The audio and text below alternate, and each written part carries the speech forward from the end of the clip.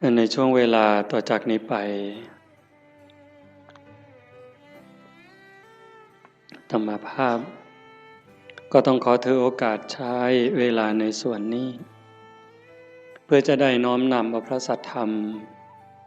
อันเป็นหลักธรรมคำสอนขององค์สมเด็จพระบรมศาสดาสัมมาสัมพุทธเจ้ามาปรารภให้ญาติโยมทั้งหลายให้ได้ยินได้ฟังเพื่อเสริมสร้างศรัทธาคือความเชื่อปาสาทะความเลื่อมใสพร้อมทั้งวิริยะความภาคเพียรให้เกิดขึ้นมีขึ้นในดวงจิตดวงใจของญาติโยมทั้งหลายจนกว่าจะสมควรแก่การเวลาก็ขอเจริญพรญาติโยมที่ประนมมืออยู่ให้ได้วางมือลง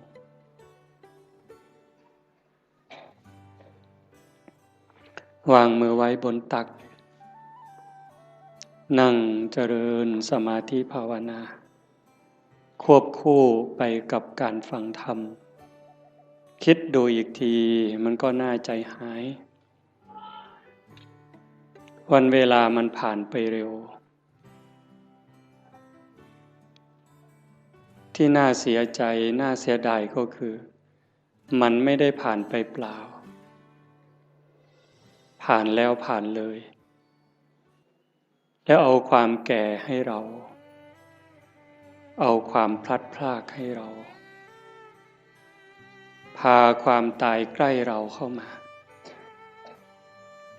เราผู้เป็นสัตว์ที่ยังต้องเวียนว่ายตายเกิดไม่รู้จบไม่รู้สิ้นเราก็ยังเผลอ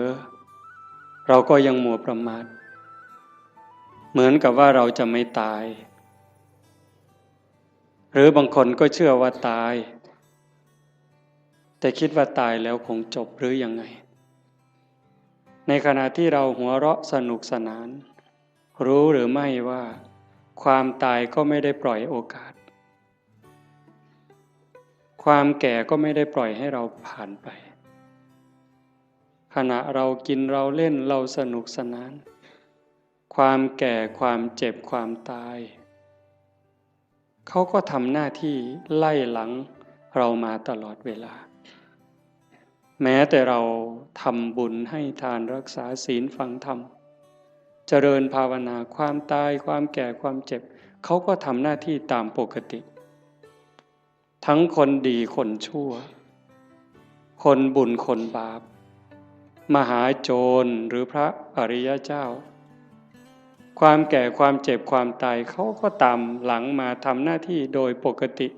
ไม่ได้สนใจว่าใครจะเป็นใครแต่ที่องค์สมเด็จพระบรมศาสดาสัมมาสัมพุทธเจ้าสรรเสริญยกย่องให้คุณให้ค่า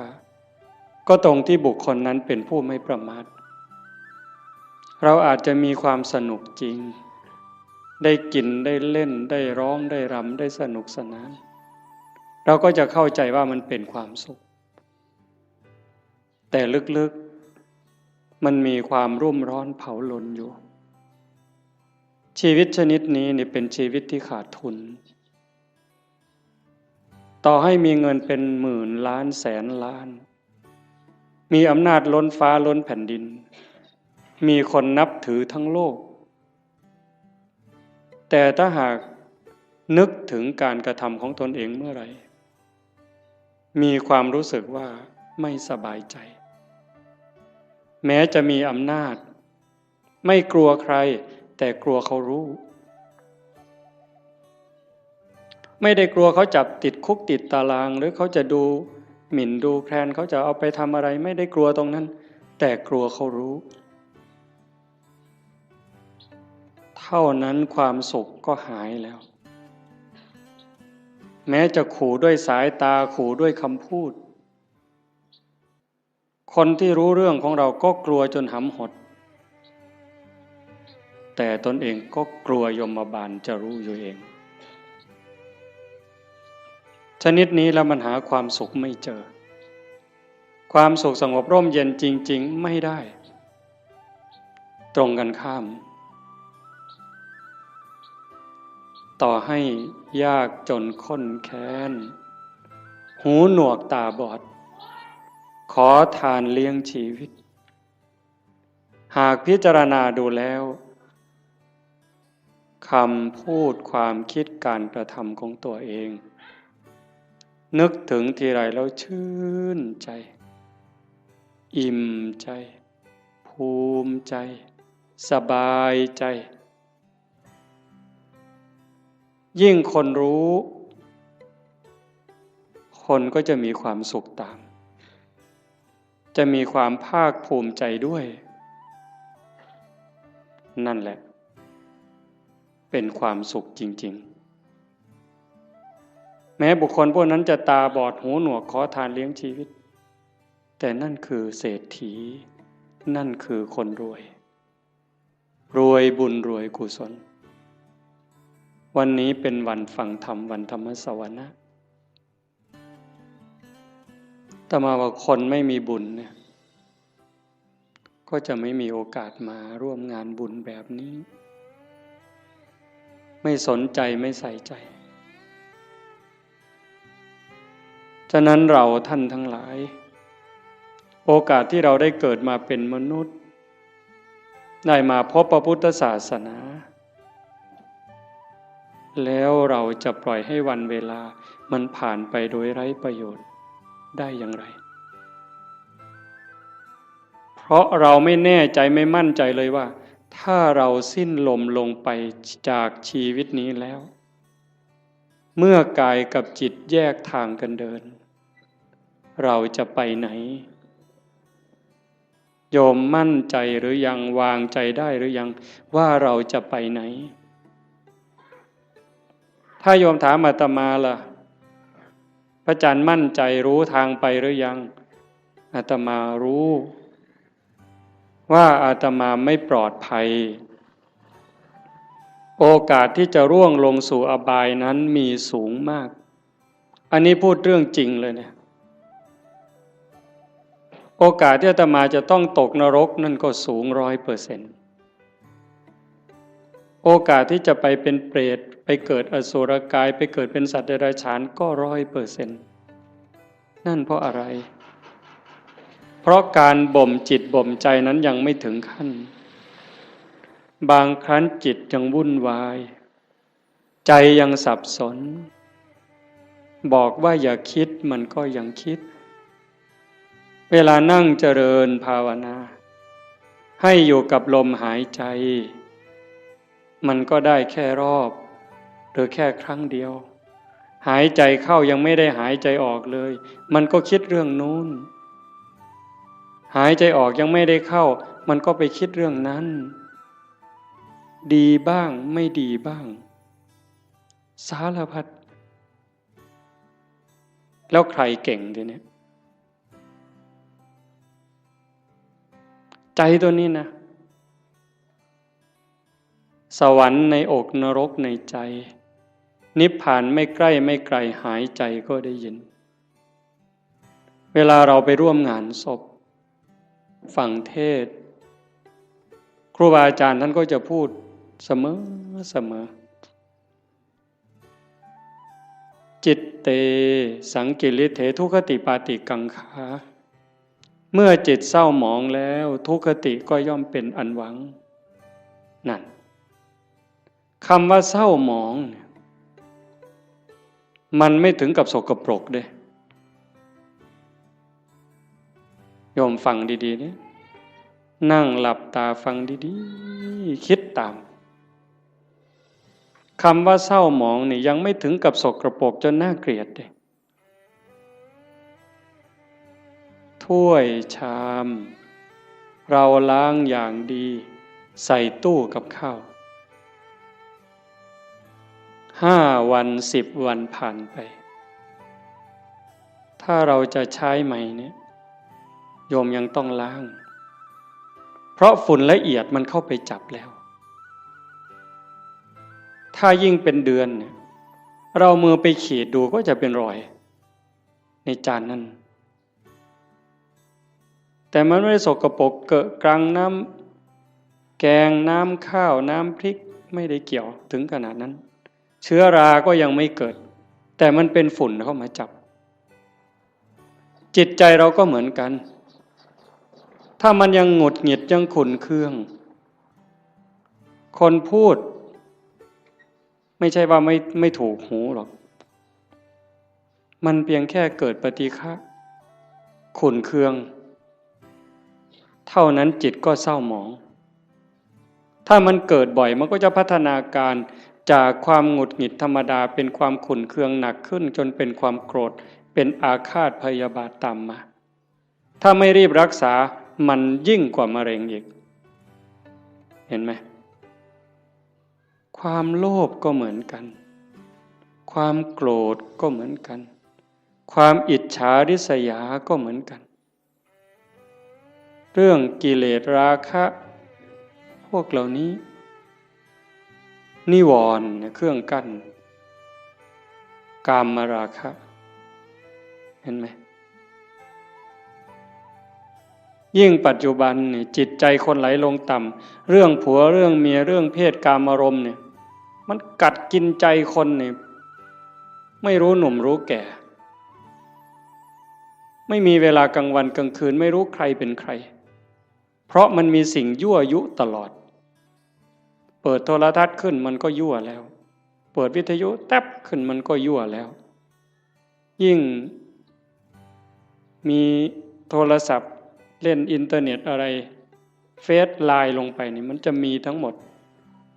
เขาบอกอย่างนั้นก็จะไปเห็นอะไรหลายอย่างจิตก็จะแตกใจก็จะพังลูกหลานเราก็จนไม่เคารพพ่อแม่ลูกหลานไม่เคารพไม่เชื่อฟังพ่อแม่ลูกศิษย์ไม่เคารพครูบาอาจารย์พระเนนบางครั้งก็ไม่อยู่ในร่องในรอยเพราะสิ่งเหล่านี้จึงไม่แปลกที่พระพุทธเจ้าว่าจะไปแออัดยัดเยียดกันในนรกบ้างเปรตบ้างอสุรกายบ้างมากมายเหมือนดินในเม็ดดินในภูเขาหิมาลัยแต่มันก็ไม่เหลือวิสัยถ้าใครฝึกใครฝนใครอบรมบ่มจิตบ่มใจเนี่ยเพียรวันนี้ยังไม่ได้แต่ไม่ลดไม่ละในขณะที่เราเพียรฝึกขัดเกลาจิตใจตนเองแม้มันยังไม่สงบแต่บุญนั้นเราได้แล้วบุญนี่มันเกิดบุญนั้นมันได้ถ้าเราเพียรเราขัดเราเกลาจนกั้นจิตไว้หายใจเข้าก็ชัดเจนหายใจออกก็ชัดเจนช่วงที่เราเห็นลมเข้าชัดเจนลมออกชัดเจนช่วงนั้นกิเลสขาดไปจากใจ1 รอบ2 รอบ3 รอบขยายยืดเวลาให้มันมากขึ้นพอเรารู้จักขยายเวลาให้จิตอยู่กับความว่างจากความยึดมั่นหมายแห่งความเป็นตัวตนได้มันจะพัฒนาไปเรื่อยพรากเวทนาเวลาตาเห็นหูได้ยินจมูกได้กลิ่นลิ้นได้รสกายสัมผัสใจนึกคิดแล้วเราไม่ดึงเข้ามาเป็นเจ้าข้าวเจ้าของรู้แล้วก็ปล่อยมันเป็นเรื่องของธรรมชาติกลับมาอยู่กับอารมณ์ขององค์พระกรรมฐานไว้เรื่อยๆถ้าเราทำได้อย่างนี้บ่อยๆนั่นเก่งแล้วแกร่งแล้วถ้าเรารักษาจิตสภาพนี้ไว้ได้ในขณะเป็นอยู่ในขณะเจ็บป่วยหรือขณะใกล้ตายจิตเราก็จะไปอีกทางหนึ่ง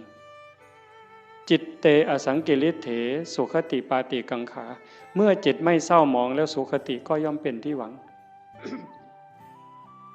เรื่องนี้มันอาจจะฟังยากไม่สนุกฟังแบบหนึ่งมันไม่สนุกเลยแต่ถ้าคนรักตนเองล่ะถ้าคนที่รักตนเองสงสารตนเองห่วงใยตนเอง ห่วงใยจิตวิญญาณตนเองนี่ฟังเรื่องนี้นี่มันจะสนุกมากมันจะดูดไปเลยฟังแล้วสนุกอยากติดตามอยากทำความเข้าใจมันจะติดตาม แต่ติดตามเฉยๆมันก็จะไม่รู้ถ้าเราฝึกด้วยอย่างตอนนี้เนี่ยเอาคนที่พอสู้ได้เด้ยืดตัวตรงๆหายใจเข้ายาวๆลึกๆทำใจสบายๆปล่อยลมยาวๆสบายๆไม่กดไม่เกร็งพยายามตามเข้าตามออกหรือดูที่จุดลมกระทบถ้ามันเห็นอย่างนั้นความอิ่มใจมันจะเกิดวันหนึ่งสองสามวันนี้ยังไม่เท่าไหร่ถ้าเราทำไปเรื่อยๆผ่านวันที่สามผ่านวันที่สี่น้ำตาเริ่มมี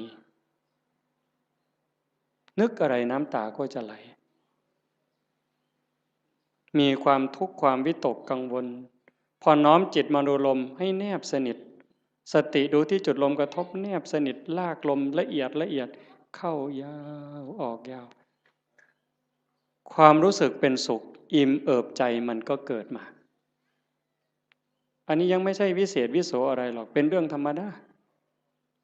ถ้าเราทำไปเรื่อยๆกลั่นจิตกลั่นใจของเราอย่างนี้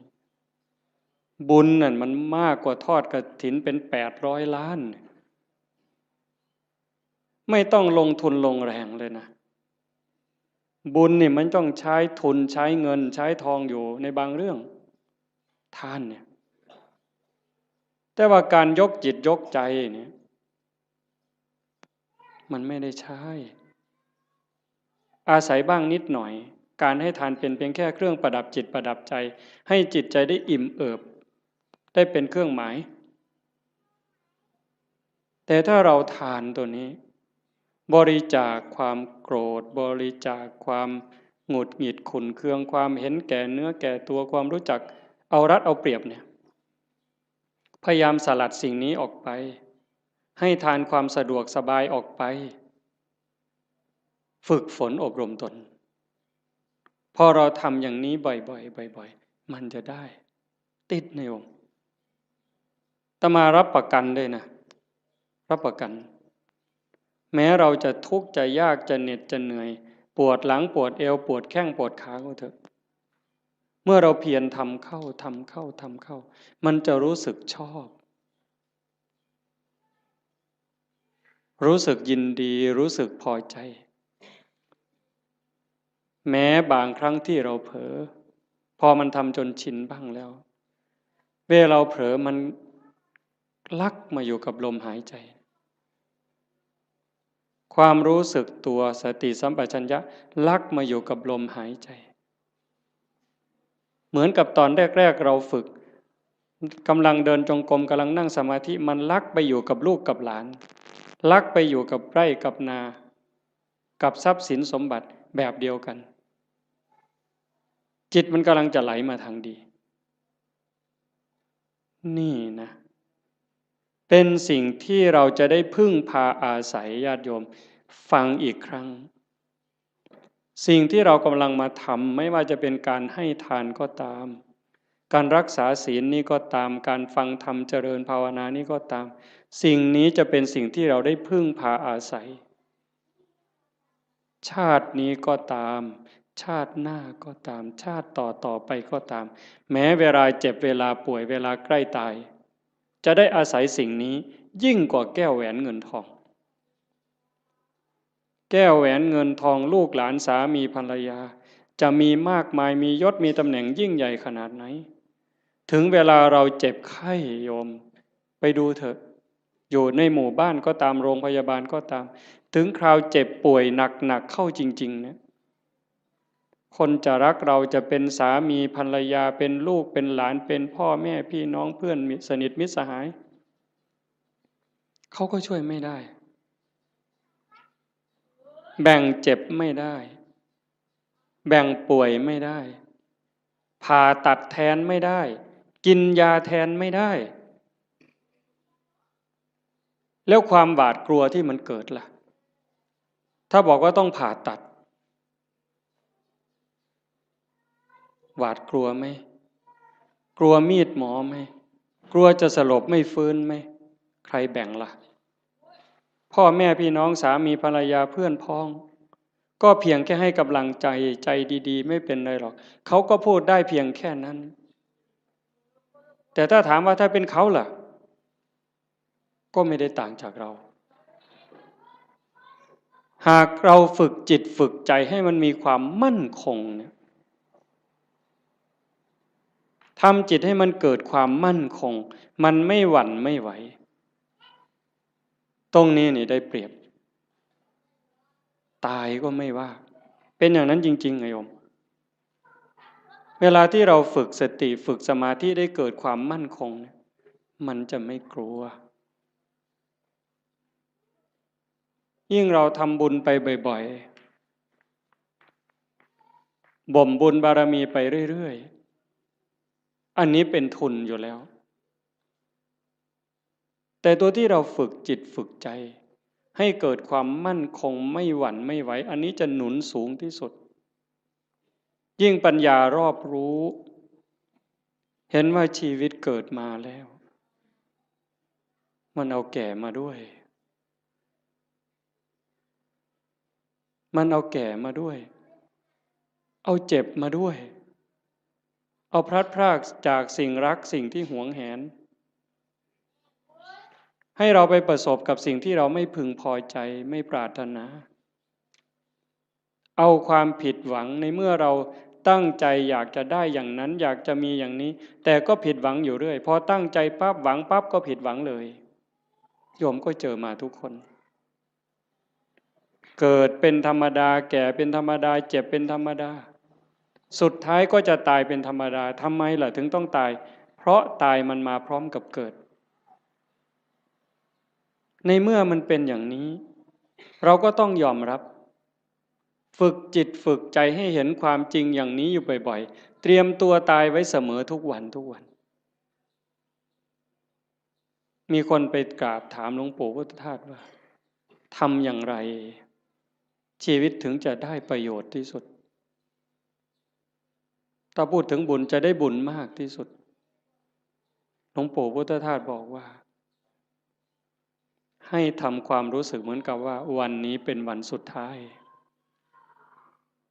วันนี้เป็นวันสุดท้ายของเราที่อยู่ในโลกพอค่ำลงวันนี้เราจะตายอะไรที่เป็นบุญเป็นกุศลที่ยังไม่ได้ทำให้รีบทำบาปอกุศล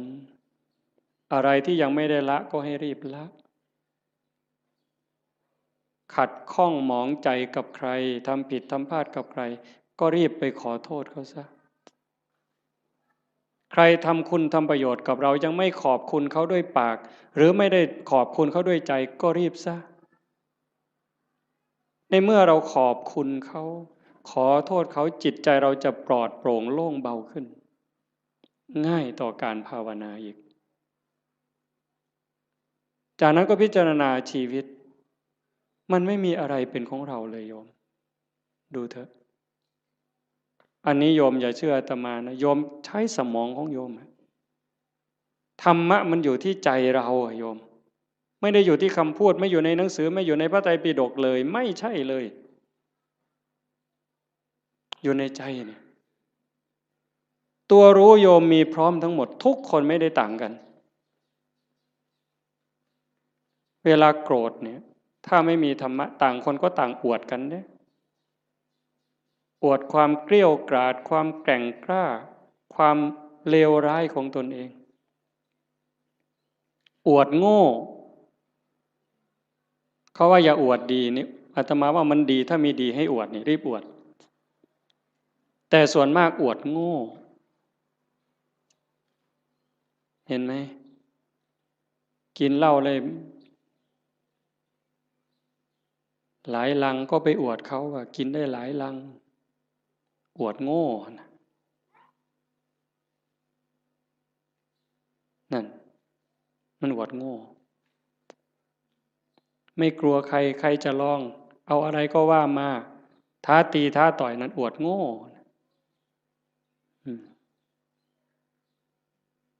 แล้วทำไมว่านั่งสมาธิได้3 วัน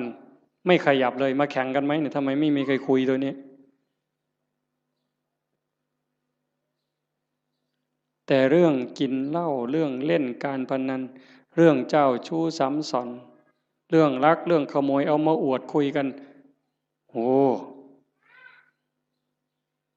สิ่งที่เอามาอวดมาอ้างกันนั้นถามว่าเป็นบุญไหมไม่มีเลยเป็นประโยชน์ไหมไม่มีเลยแต่เรื่องนั้นทำจริงเด้ทุ่มเทตลอดชีวิตเด้นั่งเล่นไพ่ทั้งคืนนี่ไม่เยี่ยวเลยหุ่นมันเก่งแห้งเลยบ่ปวดเงี้ยวเลยแต่นั่งสมาธิหาหน้าที่เนี่ยข่อยทิกแล้วทิกอีกแล้วข่อยจะไปแล้วเนี่ยมึงที่หลังมันโงนปานนั้นเพิ่นว่าเพิ่นเก่งเนี่ยกันบ่ถูกใจมากอย่าจับกูขามันเพิ่นเด้เบิ่นอยู่ดาวบัดเขาโยใส่ถอยหลังจากรถบัดนี้มันบ่จริงหรอก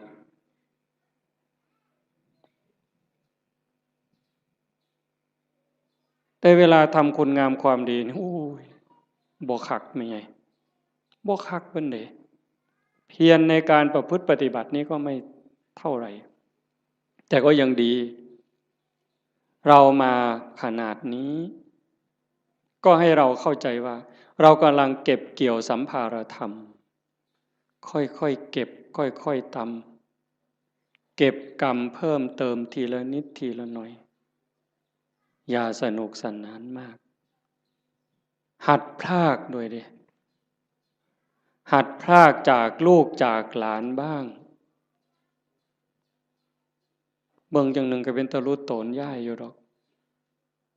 กันว่าไปอเสาะเลี้ยงหลานกะยานเขาบ่ให้กินกะทำท่าหักลูกเขาไปสั่นละพอเขาให้อยู่นำที่จริงนี่เขาเห็นหมู่เจ้าหมดประโยชน์แต่โดนแล้วได้หมู่เจ้าฮู้บ่เด้ท่านฮู้โตบ่ว่าเขาว่าหมู่เจ้าเป็นคนบ่มีประโยชน์แล้วเด้ซุมื้อใครแน่แต่ครูบาได้พอได้ย่องหมู่เจ้านี่พอได้กินข้าวนำมื้อซื่อเด้คันลองหมู่เจ้าจังหันบ่ได้โลดครูบาก็บ่เบิ่งหมู่เจ้าพอตายคือกันนี่หิฟ้าวเฮ็ดบุญฟ้าวภาวนาลงวัดลงว่าเอาจริงเอาจังมันสิมีเวลาอีกจักมื้อเจ้าว่าอีกจักหน่อยก็ออกพรรษาแล้วอีก7มื้อนึงลมวีมันนี่ไทจำบีก็ออกเที่ยวซั่นเด้เพิ่นว่าลมวีไทจำบีออกเที่ยวจักสิไปไสแล้วไทจำบีก็ได้ผู้สิตายแน่นี่ล่ะหาเลิกหายามแล้วเพิ่นสิสึกเพิ่นสิไปรวยเพราะปันเก่าหั่นล่ะมันสิได้พอ3มื้อบ่หัวตีดินคือเก่ายังมาคุยตัวเว้ยสิสึกเป็นเลี้ยงแม่บ่มีผู้อยู่นำพ่อนำแม่เพิ่นเอาคือดอกโอ้ยบ่เห็นกลุ่มมือจักหลายออกไปปั๊บศพอยู่แก่คันหัวพุ่นบ่พอข้าวตีกันแล้วบักทิศนั่นเพิ่นว่าแม่ยากอีกบัดนี้ไปเว้าคว่ำไปเสียค่าเหล้าให้มันบักทิศทิศมาจากคำว่าบัณฑิตผู้ฮู้ผู้ฉลาดฮู้ดีฮู้ชั่วหมดแล้วเป็นยังไปฆ่ากันตีกันให้แม่ยากให้แม่ไปเสียค่าเหล้ามันปลอมบวชมันจะ3ศาสตร์พุ่นครูบาเขียวเจ้าของมันหูดำหูแดงมึงนะเพราะว่าโอกาสที่จะอยู่ในสภาพเช่นนี้เวลาที่จะเก็บเกี่ยวบุญกุศลฝึกตนเองแบบนี้มันไม่มีจะหมดโอ้บอกแล้วก็เรื่องหนึ่งเด้อยายเด้อจะว่าเรื่องดีก็ดีเด้เรื่องน่าสลดใจก็น่าสลดใจแต่ทุกอย่างมันมีคู่ในความชั่วก็มีความดีในความรู้สึกสลดใจก็มีความภาคภูมิใจอยู่ในนั้นตอนนี้สามเณรทางจังหวัดศรีสะเกษ19สามเณรในโรงเรียนนี่แหละเพราะมันป่านนั่นนี่ยังเป็นของจริงอย่าไปเห็นเราเด้อปล่อยแล้วกันสุดยอดแล้วนะ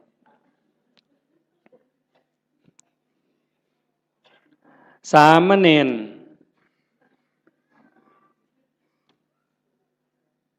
เห็นญาติโยมไปจำศีลเนี่ยฟังดีๆได้เรื่องนี้นะสามเณรเห็นญาติโยมพ่อใหญ่แม่ใหญ่ไปจำศีลวันพระไปอยู่วัดโยมตั้งใจไปปฏิบัตินิมนต์พระพาเดินจงกรมพระกับผ้ายางจงกรมบ่ได้บูจักดอกเฮ็ดเอาโลดพาทำวัดในขน่อยว่าไปโลดมื้อเจ้านั่นว่าไปโลด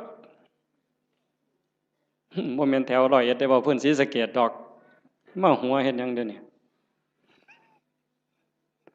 ครูบาว่าเฮ็ดเอาโลดทำยังไงหลายปีผ่านมา3 ปี5 ปีสามเณรน้อยๆนี่มีใจสามเณรน้อยนี่มีใจขออนุญาตไปปฏิบัติธรรมแบบหนักๆเลยตื่นตี2นอน4 ทุ่มไม่พูดไม่จา19สามเณรเนี่ยไปเพื่อฝึกเดินจงกรมฝึกนั่งสมาธิเพื่อจะมาพาคุณยายทั้งหลายที่ไปจำศีลในแต่ละวัดเนี่ยสามเณรตั้งแก๊งสามเณรเพื่อจะไปสอนญาติโยมปฏิบัติธรรมเนี่ยตรงที่สลดใจก็คือพระสงฆ์องค์ข้าเจ้าไม่ทำหน้าที่ตรงนี้ตรงที่น่าภูมิใจก็คือลูกเนนนี่ตัวเล็กๆ14 ปี15 ปีรักบ้านรักเมืองรักพระพุทธศาสนานึกถึงบุญคุณข้าวน้ำของญาติโยมที่ใส่บาตรให้ปัจจัยไปเรียนหนังสือ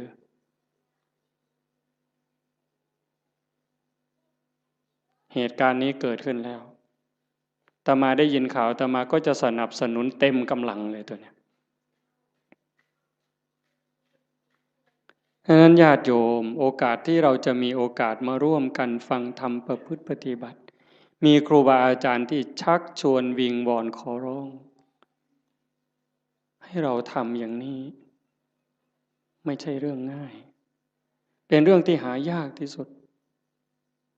ในเมื่อเราได้แล้วมีแล้วพบแล้วเจอแล้ว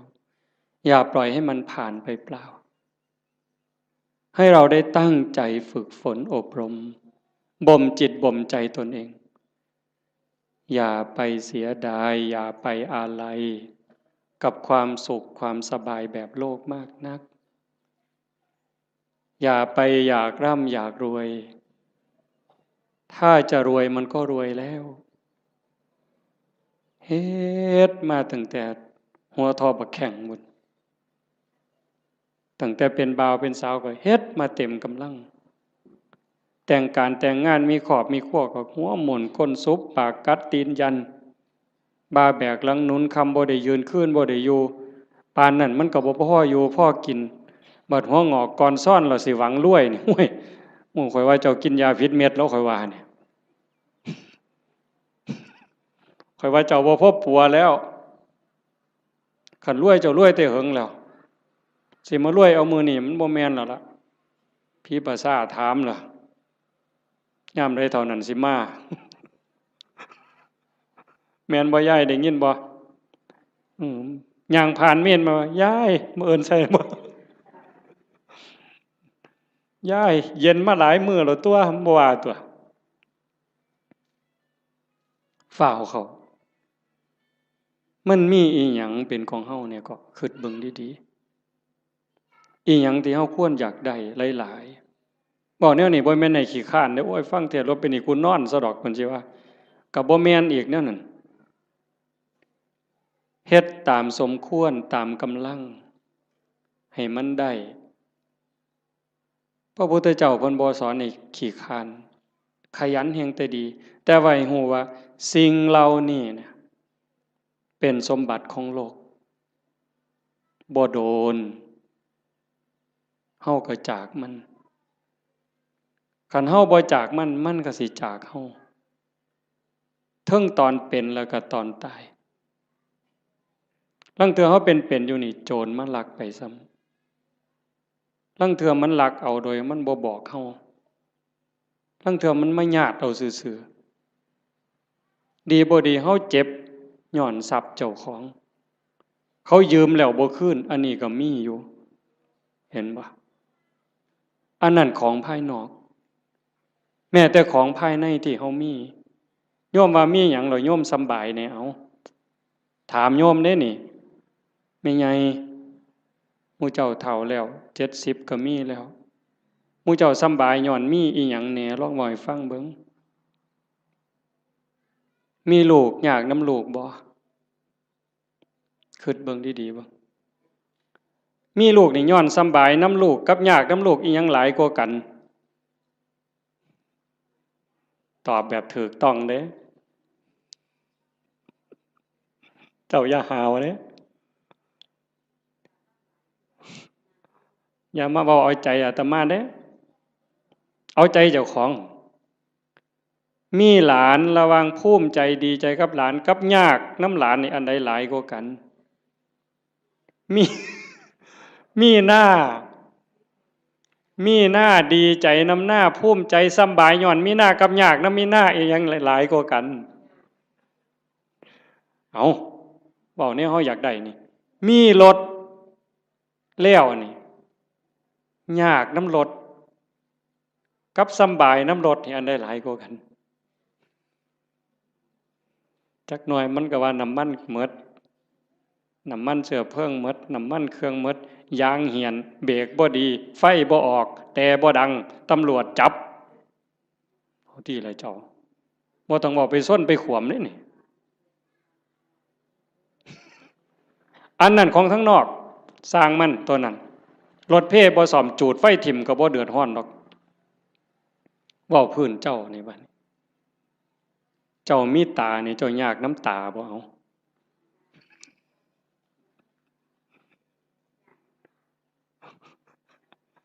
บ่ทันว่าไปฮอดขาดอกว่าซ้ำตานี่เอายากน้ำมันบ่นี่มีผมนี่จะว่ายากน้ำผมนี่ซ้ำใดเจ้าว่าตั้งแต่เจ้าเกิดมาตั้งแต่โกนผมไฟตั้งแต่ตัดมาแต่ฮอดพุ่นตั้งแต่พุ่นจนฮอดพี่หมดจักแสนเหรอค่าตัดผมเนี่ยค่าตัดค่าย้อมมันนี่หมดไปจักแสนผู้บางคนผมซื้อกับเฮ็ดให้มันหยองเอาลองเบิ่งเจ้าเอาผู้หยองกับเฮ็ดให้มันซื้อเอาลองเบิ่งบ้าบ่พอปัวเนี่ยเอามันยาวก็ไปตัดให้มันสั่นผู้สั่นไปต่อเอาลองเบิ่งเจ้าผู้ผมดำก็ไปย้อมผมแดงเอาลองลองเบิ่งยากสำาใดนี่ย้ำผมนี่เอาหวยบ่ต้องบอกถึงมันเป็นรังแค่บ่ต้องบอกถึงกับสากับล่างได้นี่ซ้ำยากน้ำสียากน้ำหวีมันนี่ก็พอแห้งแล้วมือหนึ่งหวีแสกกลางมือหนึ่งเป๋ไปทั้งซ้ายมือหนึ่งเป๋ไปทั้งขวามือหนึ่งหวีเสยไปทั้งหลังขย่มพ่อใหญ่กำนันเนี่ยหมอหนึ่งหวีทั้งงอนมาปกไว้หน้าผากเนี่ยโอ้ร้องเบิ่งที่ละคนมันยิ่งยากสำเร็จยากสำน้ำผมซื่อๆเนี่ยโอ้บอกเพื่อนป่าคนเนี่ยแต่มามันพอสมควรเด้อเนี่ยมู่ว่าของยากจักเม็ดเด้อเนี่ยตั้งแต่ก่อนหวีเรียบร้อยสมมุติมันเฮ็ดเป็นตั้งเฮ็ดหัวจรวดขึ้นมาอีกก็เทื่อมันสิเฮ็ดได้ไม่ใหญ่อันนี้พื้นผมเนี่ยตาก็ยากน้ำตาคันมันเป็นโรคต่อกระจกต่อเนื้อต่อลมต่อหินเอาทีละหูล่ะยากน้ำหูบ่มันก็ดีอยู่มันได้ยินแต่ว่าได้ยินเขาด่าก็ขอดมันมีหูนี่ล่ะเว้ยคันกูหูหนวกกูก็สิบ่เดือดร้อนซะดอก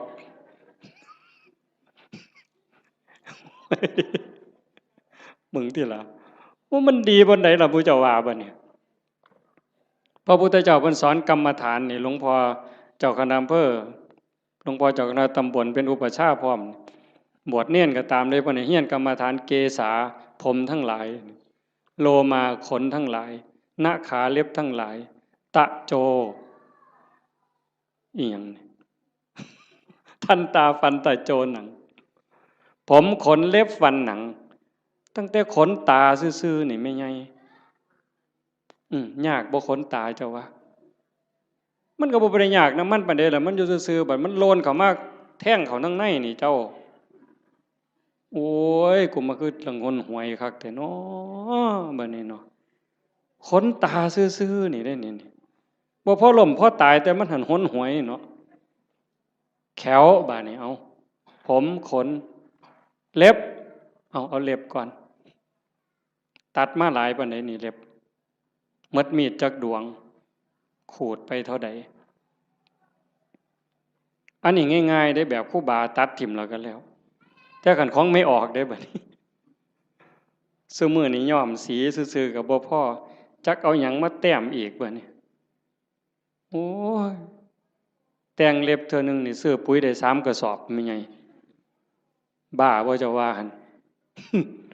จักเล็บมือเล็บตีนเนี่ยอันนี้กรรมฐานในพระพุทธเจ้าให้เฮียนเด้เล็บตีนผู้บางคนก็ตัดเองบ่ได้ไปให้เขาตัดให้อันไข้อยู่ค่ะมันบ่เจ็บบ่ปวดสมัยนี้บ่มีผู้ใดเป็นเล็บตีนสักปานใดติเนาะจักสิว่าปวดจักสิว่าคันจักสิว่าเจ็บเหม็นก็เหม็นเว้ยแต่ว่ากีมแล้วเพิ่นบ่ถิ่มเด้อล่ะเป็นอยู่บ่ทั้ง101นี่กีมเล็บตีนเน่ามาดมนึงโอ้ยข่อยว่าพ่อไปถิ่มหมดทุกคนนั่นล่ะเว้ยบ้าใหญ่อยู่เด้นี่คันว่าเจ้าของดีหมดได้ไผก็ได้บัดเบิ่งจังซี่ล่ะมันบ้าคือดีเจ้าทบทวนเจ้าของให้มันคักๆโลดแขวบัดนี้เบิ่งเด็กน้อยซุมื้อมันเอาหยังสัดแขวมันน่ะจักสีหยังตัวสีหยังแปลงแล้วก็บ่พอต้องมีแนวมาม่วนปากอีกเขาก็หนูทางมาโฆษณาล่อเฮาเด้เห็นแนวม่วนปากกันเนี่ยถ้ามาบ่หารใส่เว้ยโยมเอามาถวายยามใดอาตมาก็มันตะขี้เดียดไว้จักคิดแนวใดอาตมาบ่เข้าใจเจ้าของคือกันล่อให้ผู้อื่นเสยเอาไปแนวว่าซั่นปานเฮาสิโซกปรกปานนั้นเนาะสีแขวเราก็สิแล้วตัวเว้ยม่วนปากเราก็สิแล้วตัวยังสิมาม่วนปากอีหยังลิตเตอรีนอีกทุกซอกทุกมุมอยู่กูบ่ใส่น้ำสูกูบ่ปวงปานนั้นดอกเว้ยบัดมันแขวปวดขึ้นมาเด้บัดปวดมาเจ็บมาบัดได้ยิ้มใส่กันตอนเป็นบ่าวเป็นสาวเพิ่นก็ว่าเพิ่นคักพุ่นล่ะมีความสุขอยู่ยิ้มใส่กันนั่นแต่ว่ามันปวดขึ้นมานี่แล้วแม่ใหญ่บัดนี้ไว้โยมสมมุติว่าอาตมามีมนต์วิเศษคาถาดีๆนี่เสกให้โยมรวยผู้ละ100 ล้านหมดซุคนนี่เอาบ่ยายเพียงเท่าเดียวนี่เงินในบัญชีตุ๊บผู้ละ100 ล้านซุคนเอาบ่ยายไผเอาแน่ยกมือแต่ว่ามีข้อแม้เจ้าต้องปวดแขวตลอดชาติเอาบ่ยายเอาเสียเงิน100 ล้านไปปวดแขวบ่ให้เศร้าเด้คาถานี่ต้นตายเด้บ่เอาเห็นบ่หนังล่ะบัดนี้นี่คือกรรมฐานที่พระพุทธเจ้าเพิ่นให้เฮียนได้อุปชาทุกองค์บวชเน้นบวชพระต้องให้เฮียนปัญจกะกรรมฐานหนังออนซ่อนหนังกันนี้ได้คนเนาะไม่ออกคันผู้ใดบุญหลายเพิ่นรักษาศีลไว้ดีให้ท่านรักษาศีลมีเมตตาเกิดมาชาติหลังนั้นเพิ่นสิเป็นคนมีผิวขาวผิวงามผิวเนียนดำก็ดำงามมันเนาะขาวก็ขาวงามผิวเกลี้ยงใสบ่มีฝ้าบ่มีสิวบ่มีกระหนังเต่งตึงเป่งปังว่าซั่นเนาะอันนั้นย้อนบุญเด้อันผู้บางคนบัดนี้ขาวก็ขาวอยู่ดำก็ดำอยู่แต่ว่าเป็นดังๆจังซี่ก็มีย้อนบาปด้วยนั่นย้อนบาปบ่มีศีลแน่ขี้โกรธขี้เคียดแน่อาฆาตจองเวรแน่สารพัดนั่นล่ะบาปบ่น้ำบาป มันนี่ก็มาหลงกันอยู่บนนี้จริงๆนั่นมันก็มีแค่หนังบางๆเพิ่นว่าหนังของเราผู้หนึ่งหนังกำพร้าที่บอกว่าสวยผิวเนียนขาวอมชมพูเนี่ยกับผิวดำผิวด่างขี้กากขี้เกลื่อนทั้งหมดเนี่ยแต่ละคนนี่ลอกออกมาปั้นเขากลมๆนี่ทอกับบักท่านหน่วยเดียวซ้ำนี่นึงนี่ห่อไว้ซ้ำนี่ล่ะมองเฮาหลงกันว่างามบ่งามก็ซ้ำนี่ล่ะแต่คันขูดหนังกำพร้านั่นออกมาปึ๊บมันสิคือกันหมดพอแต่ไต่หนังกำพร้าลงไปปั๊บก็สิมีน้ำเลือดน้ำเหลืองน้ำหนองแดงใจว้ายอยู่จังซั่นตับไตใส่พุ่งก็ยากน้ำมันเมิดอันนี้เว้าถึงมีอันไหนยากน้ำอันนั้นเด้ท่านฝ่าหลวงประเด็นเด้มีผมก็ยากน้ำผมมีขนก็ยากน้ำขนมีตาก็ยากน้ำตามีหูก็ยากน้ำหูแขวก็ยากน้ำแขวแปลงฟันตั้งแต่เกิดมาจนหอดมื้อนี้เป็นตาอิ่มเป็นตาเบื่อบ่เจ้าว่าอาบน้ำล้างหนังนี่ก็ตั้งแต่ไดมาล่ะก็ยังบ่ทันแล้วอยู่เด้จนเขาเอาน้ำร้อนล้างเทื่อสุดท้ายมันยังจบบ่ได้ล้างเองดอกตอนนั้นก็ล้างให้จังสิเศร้ามีตับก็ยากน้ำตับยากบ่อันเฮาบ่ทันว่าเป็นโรคตับนี่เฮาบ่งึดน้ำมันปานใดเด้แต่คันเขาว่าเป็นโรคปั๊บยากล่ะมีไตยากน้ำไตมีปอดยากน้ำปอดมีอันใดยากน้ำอันนั้นสุดท้ายก็ย้อนมีชีวิตก็จังได้ยากพระพุทธศาสนาเพิ่นสอนบ่ให้เกิดคันบ่เกิดซะอย่างเดียวจบปัญหาที่เฮาต้องมาทุกข์มายากมาลำบากลำบนมาเกิดมาแก่มาเจ็บมาตายนี่ย้อนมันมีเกิดเฮ็ดจังไดจังสิบ่ได้เกิดเฮ็ดตามคำสอนพระพุทธเจ้าก็เริ่มต้นจากการละบาปซะก่อนละบาปบ่ทำบาปด้วยกายวาจาใจแล้วก็ทำบุญกุศลให้หลายๆทำบุญด้วยกายด้วยวาจาด้วยใจให้ทานรักษาศีลเจริญภาวนาฟังเทศน์ฟังธรรมอ่อนน้อมถ่อมตนเพื่อเฮ็ดอยู่จังซี่เพียรประพฤติปฏิบัติขัดเกลาเจ้าของเฮ็ดบุญกุศลให้หลายๆแล้วก็ฝึกชำระจิตชำระใจให้มันสะอาดบริสุทธิ์เฮ็ดหยังลงไปแล้วให้มันผ่านไปได้บ่คันบ่ภาวนานี่จบเลยบัดนี้ตรงนี้ใส่เวลาอีกจักนิดนึงสะจิตตะปริโยทปนังชำระจิตให้ขาวรอบจากการละบาปมาบำเพ็ญบุญกุศลให้หลายๆเป็นเครื่องรอเลี้ยงเป็นเครื่องจูงจิตจูงใจยกจิตยกใจแล้วมาว่างฝึกปล่อยฝึกว่างโดยเฉพาะเจริญพระกรรมฐานหัดให้กายกับใจทำงานอันเดียวกันเมื่อกายกับใจทำหน้าที่อันเดียวกันอยู่ในอารมณ์ปัจจุบันหรือปัจจุบันธรรมเนี่ยจิตเราจะวางจากอารมณ์ข้างนอกธรรมะเป็นอากาลิโกปฏิบัติได้ให้ผลได้ไม่จำกัดการนี่คือความพิเศษพุทธศาสนาไม่มีเสื่อมไม่เคยเสื่อมแล้วก็จะไม่เสื่อมให้ผลตลอดเวลาอากาลิโกปฏิบัติได้ให้ผลได้ไม่จำกัดการสันทิฏฐิโกเป็นสิ่งที่ผู้ศึกษาและปฏิบัติจะพึงเห็นได้ด้วยตนเอง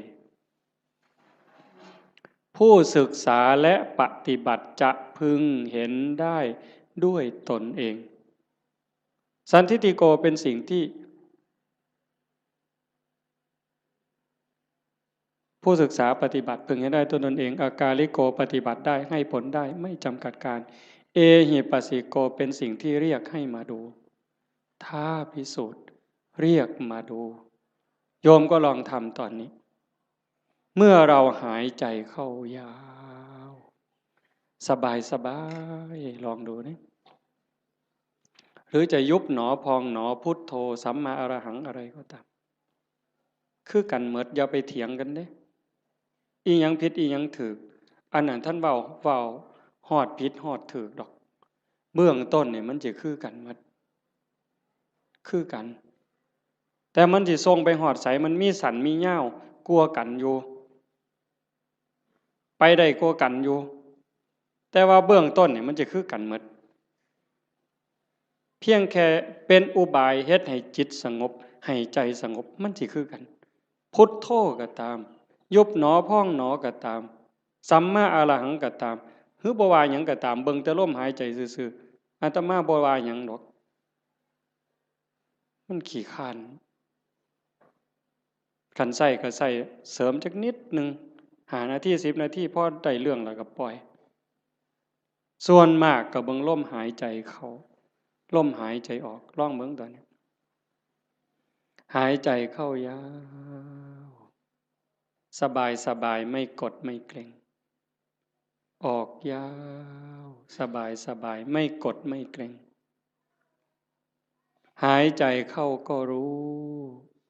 หายใจออกก็รู้ลมสั้นก็รู้ลมยาวก็รู้ลมหยาบก็รู้ลมละเอียดก็รู้เฮ็ดอยู่ซ้ำนี้ล่ะเมื่อเฮาเฮ็ดไปเรื่อยๆเรื่อยๆพอใจเฮ็ดยินดีเฮ็ดสงบหรือบ่สงบบ่เกี่ยวหวังอย่างเดียวว่าเราทำเพื่อบูชาพระพุทธเจ้าถวายเป็นพุทธบูชาคิดเอาซ้ำนั้นบ่ต้องหวังดอกว่าสิไปเห็นเลขเห็นหวยเทวบุตรเทวดานรกสวรรค์สิให้ดีกว่าไผก็บ่ว่าบ่อยากให้ไผย่องซ้ำบ่งึดแต่เฮาจะเฮ็ดเพื่อถวายเป็นพุทธบูชาแต่อย่าลืมว่าทุกครั้งที่เรามีสติในปัจจุบันธรรมหายใจเข้ารู้หายใจออกรู้นั่นเป็นการพรากจิตจากอดีตพรากจิตจากอนาคตถ้าอยู่กับปัจจุบันได้นั่นคือชำระจิตอยู่ตลอดถ้าเราย้อนไปสู่อดีตปั๊บความทุกข์จะเกิดทันทีอย่าเชื่อเด้ผู้ศึกษาและปฏิบัติจะพึงเห็นได้ด้วยตนเองเด้เมื่อจิตย้อนไปสู่อดีตจะเป็นต้นเหตุทันทีจิตที่ส่งออกนอกเนี่ยเป็นสมุทัยผลที่เกิดจากจะส่งจิตออกนอกเนี่ยจะเป็นทุกข์ย้อนไปอดีตปั๊บคือเห็นตอนเป็นบ่าวเป็นสาวมือเจ้าไปเลี้ยงงัวไปจีบกันเป็นยังไงคือหอดความเก่าความหลังจิตหล่องลอยไปแล้วลังเธอก็ดีใจก็ย้อนความหลงนั่นแหละทุกข์ได้ฮะเห็นเขาบอกให้เสียใจเห็นเขานอกใจคือคนนั้นด่าคนนี้ว่าเฮาคนนั้นเอาเปรียบเฮาทุกข์อีกโกรธอาฆาตเป็นทุกข์เห็นบ่ขันบ่ย้อนไปอดีตเตลิดไปสู่อนาคตมื้ออื่นสิเป็นจังใดสิกินหยังอยู่หยังลูกสิเป็นจังใดหลานสิเป็นจังใดทุกข์อีกล่ะวาดวิมานในอากาศหวังกระทุกข์แต่ขันอยู่กับปัจจุบันปั๊บย้อนกลับมาอยู่ในลมหายใจหรืออยู่ที่พุทโธหรือสัมมาอรหังยุบหนอพองหนอปั๊บจิตพรากจาก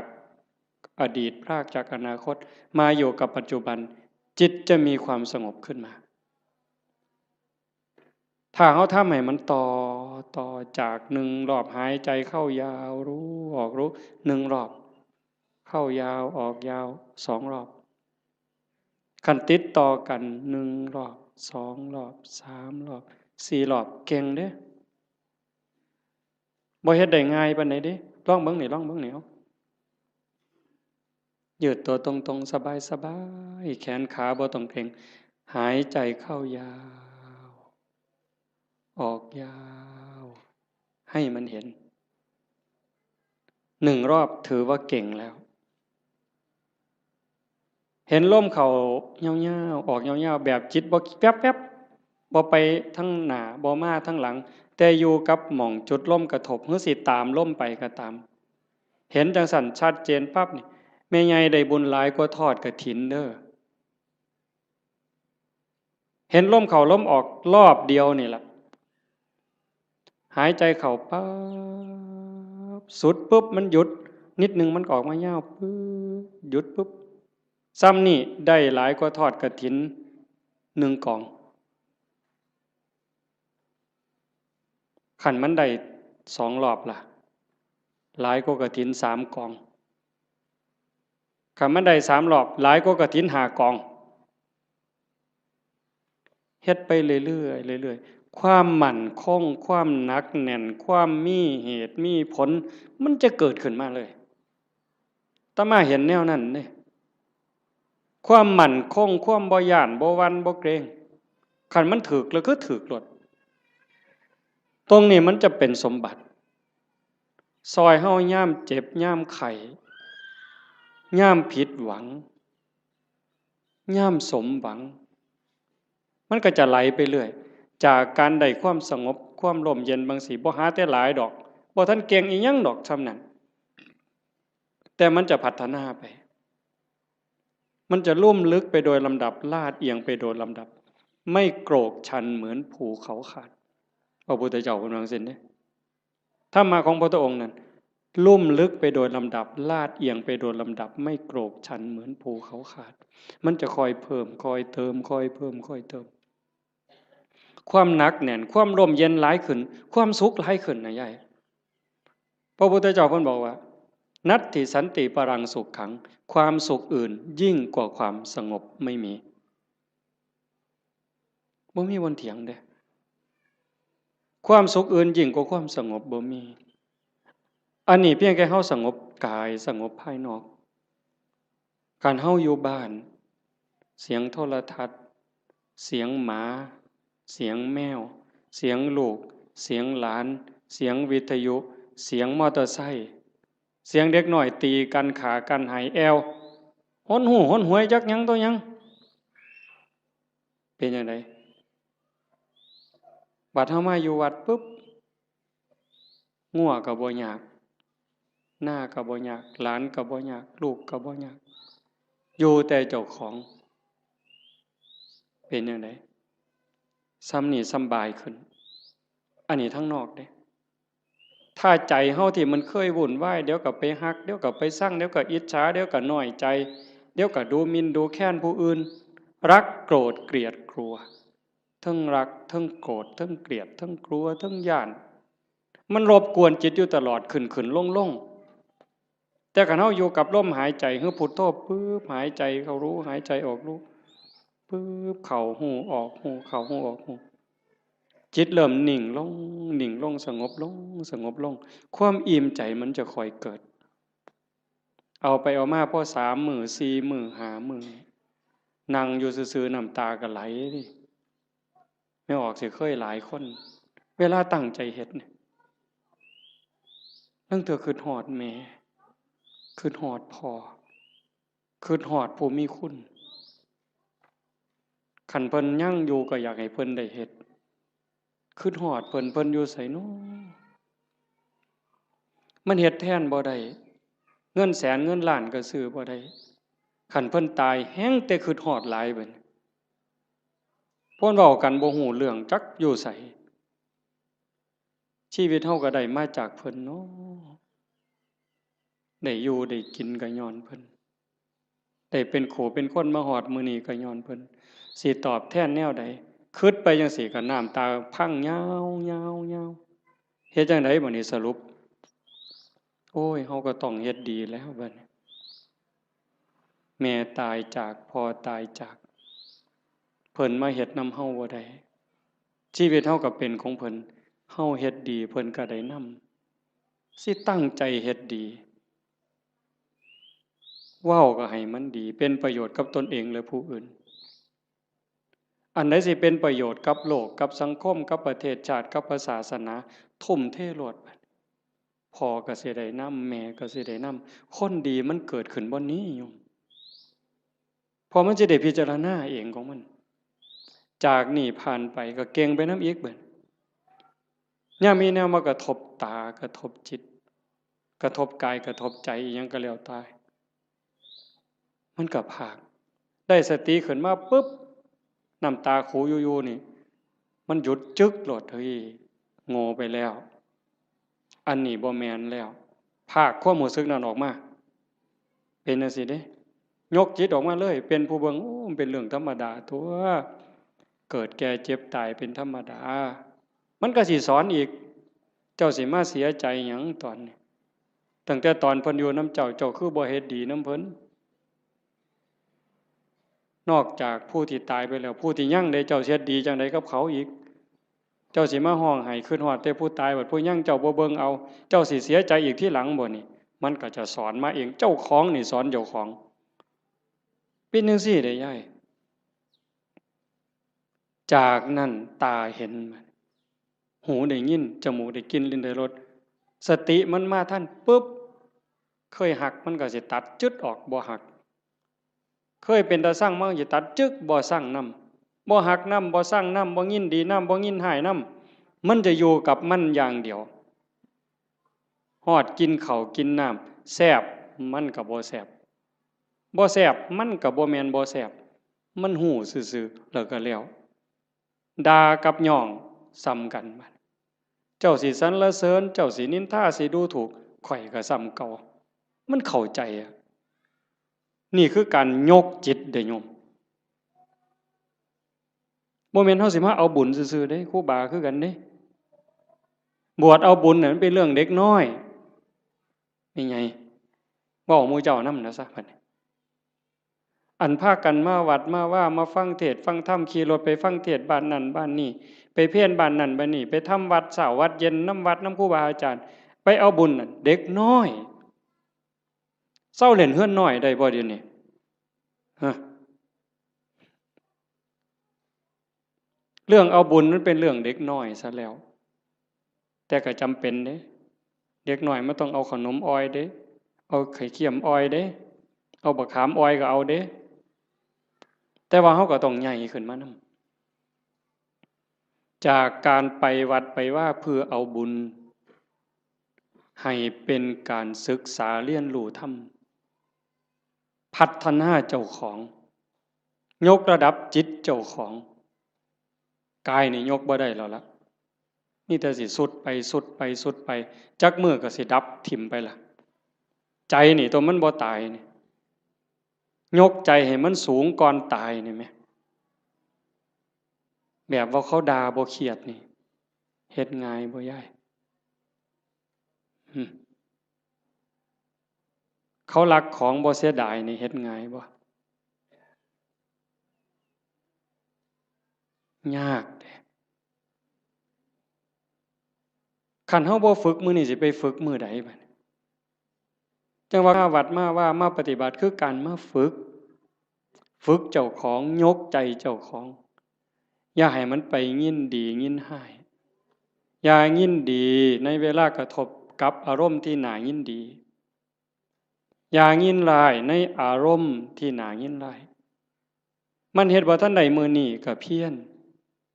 มันฝึกมันฝนมันประพฤติปฏิบัติเฮ็ดเอาคันเฮาเข้าใจแล้วมันจะหูทางเฮ็ดอยู่เด้มื้อเช้าอาตมาบอกโยมวัดโน่นกุลมว่าจากมื้อนี้ไปนี่ให้หาข้อบกพร่องเจ้าของทุกคนหาจุดอ่อนเจ้าของคิดพอปั๊บเขียนใส่กระดาษหน่อยไว้รถนี่เฮามีจุดอ่อนบนนี้ขี้น้อยใจขี้โกรธคือมักย่องเจ้าของว่าเจ้าของดีกว่าเขาหลายเห็นให้มันเห็นด้วยใจเข้าใจเจ้าของเบิ่งเจ้าของให้มันคักเห็นจุดอ่อนแล้วก็แก้นั่นล่ะย่อสิดีขึ้นดีขึ้นดีขึ้นดีขึ้นให้ฮักผู้อื่นสงสารผู้อื่นเห็นใจผู้อื่นให้หลายขึ้นโอ้มันได้ขอคิดหลายอยู่ดิเบิ่งหนังพระพุทธเจ้าโยมเพิ่นเอาไปให้เบิ่งอาตมาก็ได้เบิ่งข้าวนึงเพิ่นคือดีแท้มองนี่มองประเสริฐหลายสิว่าเครียดให้คนนี่ตั้งแต่เกิดมาเราสิบ่มีจักเม็ดเลยนั่นคือน้ำใจที่เพิ่นฝึกฝนมา20อสงไขยกำไรแสนมหากัปจนลงตัวชาติสุดท้ายนี่ไผสิเฮ็ดหยังก็บ่มีเครียดบ่มีขมบ่มีโกรธบ่มีบ่พอใจบ่มีหงุดหงิดมีแต่เมตตามีแต่เห็นใจ โยมก็มีคือกันสภาพจิตนี่แต่มันบ่ทันใหญ่มันบ่ทันเจริญฝึกมันเลี้ยงใจตัวนี้มันใหญ่ขึ้นคันเฮาอยากเป็นคือเพิ่นเด้คันเฮาอยากเป็นคือพระพุทธเจ้าอยากให้พุทธะเกิดขึ้นกับเฮาทุกคนเป็นพุทธะได้เป็นม่านได้ไม่ใหญ่ก็เป็นม่านได้เป็นม่านเจ้าของ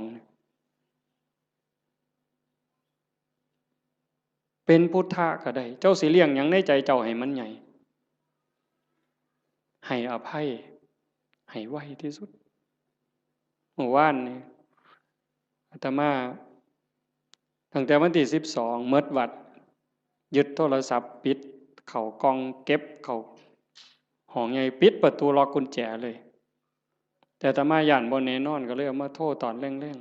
ๆโทรถามโยมคันนี่ว่าเป็นอีหยังเฮ็ดจังไดกันแน่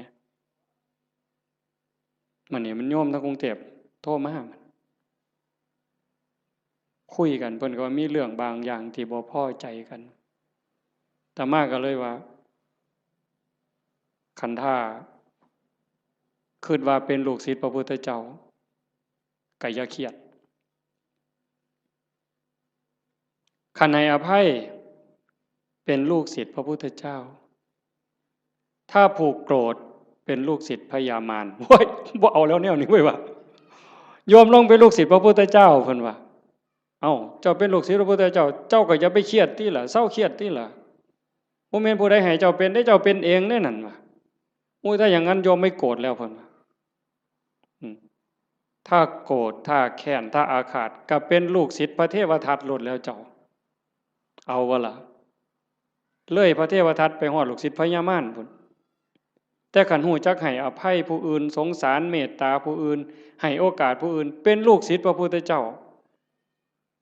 พุทธังสรณังคัจฉามิเพิ่นว่าเด้ไม่ไงว่าอยู่บ่พุทธังสรณังคัจฉามิเพิ่นว่าเด้ธัมมังสรณังคัจฉามิสังฆังสรณังคัจฉามิทุติยัมปิแม้ครั้งที่2ตติยัมปิแม้ครั้งที่3ข้าพระพุทธเจ้าถือเอาพระพุทธเจ้าถือเอาพระธรรมถือเอาพระสงฆ์เป็นที่พึ่งเป็นที่ระลึกถึงจะปฏิบัติตามพระพุทธพระธรรมพระสงฆ์บุญเพิ่นเว้าแต่บัดเครียดให้หมู่นั่นหนางอลองค่องเว้ยตัวพระพุทธเจ้าพุ่นมานี่เจ้าโอ้ยจะไปไว้ไสบาปบัดนี้ตัวหลวงพ่อเจ้าคณะอำเภอกับบาปอยู่มันก็บ่ปานตัวพระพุทธเจ้าเด้อตัวครั้งที่1ยังบ่พอได้แม้ครั้งที่2เพิ่นยังว่ายืนยันอีกอยู่นี่ทุติยัมปิแม้ครั้งที่2ตติยัมปิแม้ครั้งที่3ยังเครียดให้หมู่อยู่เบิ่งที่ละกิเลสมันบ่ปล่อยเจ้าง่ายๆได้แม่ใหญ่คันเจ้าบ่ตั้งอกตั้งใจนี่บ่ทันเด้เบิ่งเจ้าของให้คักเด้อสิสรุปแล้วเด้เบิ่งเจ้าของให้ดีๆทบทวนตั้งแต่เฮาเข้าวัดมาจนฮอดมื้อนี้เฮาดีขึ้นกว่าเก่าบ่เฮ้ยยายตัดสินด้วยความเป็นธรรมเด้เจ้าของนั่นล่ะฮู้เองตัดสินเจ้าของว่าดีขึ้นกว่าเก่าบ่ความโลภกูลดลงบ่น้อเวลาไปจำศีลนุ่งผ้าขาวอยู่วัดขันวัดใดเพิ่นให้ตักอาหารบนโต๊ะกูไปก่อนเนี่ยกูเอาขึ้นหอดผู้ทั้งหลังบ่นอนี่เบิ่งเป็นแนวใดยังไปสุดโต๊ะยังถอยมาอีก3 ก้าวเท่มือมาข้างหลังหยุมขนมมอมอีกตัวนึงบ่ซ้อมเด้นี่ครูบาก็คือกันเด้กันว่านั่งสมาธิว่าซั่นหมู่พานั่งสมาธิอยู่ศาลาเพิ่นไปดอกเดินจงกรมไปทั้งกุดพุ่น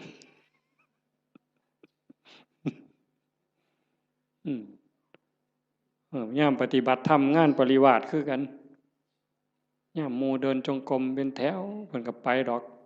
ทำท่าไปห้องน้ำฉลาดได้กิเลสผู้ใดสอนมันเจ้าวะมันหูจักเอาโตรอดคอรอแค่แลแก้โตนี่ไว้ปานเกียจักผู้ใดสอน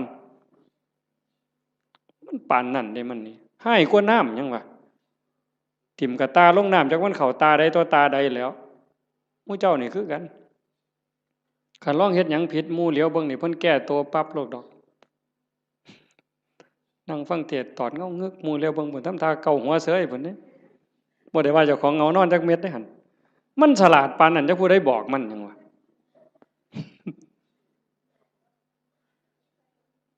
เดินจงกรมงอกงอกไปทางกดเพิ่นปั๊บหมุนปึ๊บทำท่านั่งในพี่ดอกไว้บ่ไปนั่งน้ำหมู่ดอกหลายเพิ่นว่าเท่านั้นก็โกนเพิ่นว่าเท่านั้นก็ตดเพิ่นว่าเอ้านั่งกดผู้เดียวพี่ดอกเพิ่นว่านั่งคัดตมาดได้ปึ๊บพูดโธพูดโธสมควรแก่เวลาปักสลาดมึงที่ละมันเจ้าสิรอดมันสั่นบ่มันต้องอยู่น้ำหมู่เอาจริงเอาจังน้ำครูบาอาจารย์ตายเป็นตายเอาเพิ่นบ่ตายกูก็บ่ตายปานนั้นตัวเทื่อมันสิเป็นขู่เป็นคนนี่แม่ใหญ่ตามใจเจ้าของนี่พังหมดหลวงปู่บุญเสริมนี่เรามาอยู่น้ำหลายปีตามใจตัวชั่วระยำเราบ่ว่าธรรมดาเด้ตามใจตัวชั่วระยำแม่นความเพิ่นอาตมาบ่เถียงอาตมานี่ล่ะผู้หนึ่งยิ่งว่าเจ้าของเป็นอาจารย์นี่โอ้ยมือบ่อยากลุกนี่หาว่าเจ้าของเมื่อยพุ่นเด้โอ้ยเฮาเมื่อยเว้ยเพิ่นว่าจะคิดเรื่องหยังต่อเรื่องหยังเรื่องบ้านเรื่องคนแน่ผู้นั้นก็มาถามผู้นี้ก็มาถามบ่ได้พักบ่ได้พรเพิ่นว่ามื้อคืนมาดึกเพิ่นว่าเด้อันลูกวัดบ่ลูกนี่นอนตายนอนกินวัดกินว่าเพิ่นว่าคือผู้อื่นนี่เอาให้ตายรถเจ้าของนี่โอ้ยขออ้างสารพัดวางต้นปีนี่เขายังว่าสิตายแฮงแต่ได้ทามันกิเลสบัดนี้บ่ต้องลุกดอกเขาว่าเจ้าบ่สบายเขาฮู้หมดวัดนั่นล่ะโว้ยบัดเฮ็ดแนวอื่นบัดนี้แนวบ่เป็นเรื่องเป็นราวบ่ได้คิดว่าเจ้าของโซ่จักเม็ดบัดนี้เป็นแนวนั้นเด้ทั้งนั้นต้องทบทวนเบิ่งเจ้าของตั้งแต่มือหูจักคว่ำมามือเขาวัดเขาว่ามาจนหอดมือนี่ความโลภลดลงบ่ความอิจฉาหมู่นี่ลดลงบ่ความเข้าใจในขออัดขอทำมันเพิ่มขึ้นบ่ง่ายเด้อโยมเด้ออันนี้กิเลสมันก็ฉลาดเด้เวลาครูบาอาจารย์ถามปัญหาถามนั่นถามนี่มันสิทำทายืดไว้ดอกกันเพิ่นถามเป็นจังไดย้ายขอนั้นเจ้าว่าจังไดเพิ่นสิหลับตาปั๊บโลดเที่ยงทีรี่ อย่ามายุ่งเด้อข้อยกำลังนั่งสมาธิเพิ่นว่าเพิ่นย้านเพิ่นตึกถามย้านจากอายหมู่มึงที่ละมันนี่ก็คือม่านย่าถ้าเฮาปฏิบัติธรรมบ่เห็นม่านย่าเจ้าของนี่จบแม่ใหญ่เจ้าอย่าคุยข้อยบอกเลยว่าเจ้าอย่าคุย สมเจ้าว่าแต่พระครูเด้อเว้ยฮอดสมเด็จเจ้าคุณสมเด็จว่าไปโลดคันเจ้าบ่เห็นม่านยาเจ้าของบ่เห็นเล่ห์เหลี่ยมในใจเจ้าของนี่มันว่ามันตัวผู้อื่นที่แท้มันตัวเจ้าของเล่ห์เหลี่ยมตรงนี้น่ะต้องเห็นตัวนี้เห็นจิตในจิตตรงนี้เจ้าจังสิเข้าใจธรรมะเจ้าจังสิเห็นหน้ากิเลสคันเจ้าบ่ทันเห็นจิตในจิตบ่ทันเห็นตรงนี้เอ้ยต้อยเจ้าหอพุ่นต้อยหอยหลีโยมให้เจ้าหอสำนกนี่ไปรถไปให้เจ้าหอสำนกเรียกนี่จะว่าแต่3 โต6 โตให้เจ้าบอกมาโลดถูกทุกงวดก็สร้างเจ้าบ่ม่มนรกดอกไปบ่รอดเจ้าพัฒนาจิตเจ้าบ่ได้แน่ๆอย่าว่าได้ใหญ่ทั้งสัญญาติโยมต้องฝึกการละบาปการทำบุญการทำดีแล้วก็ต้องละเฮ็ดหยังทำหยังพยายามว่าง